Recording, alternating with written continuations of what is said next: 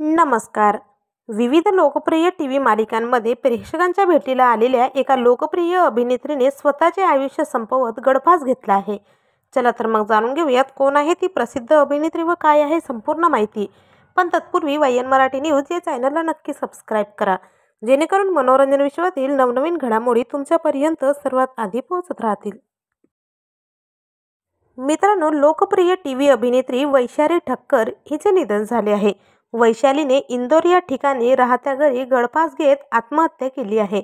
या घटनेने संपूर्ण टीव्ही विश्वाला मोठा धक्का बसला आहे. तिचे असे अचानक निघून जाणे टीव्ही इंडस्ट्रीसाठी मोठी धक्कादायक बातमी आहे. ससुराल सिमर का आणि ये रिश्ते क्या कहलाता है या टीव्ही सिरियलमधून तिने विशेष लोकप्रियता मिळवली होती. वैशालीचा जन्म 15 जुलै 1993 रोजी झाला.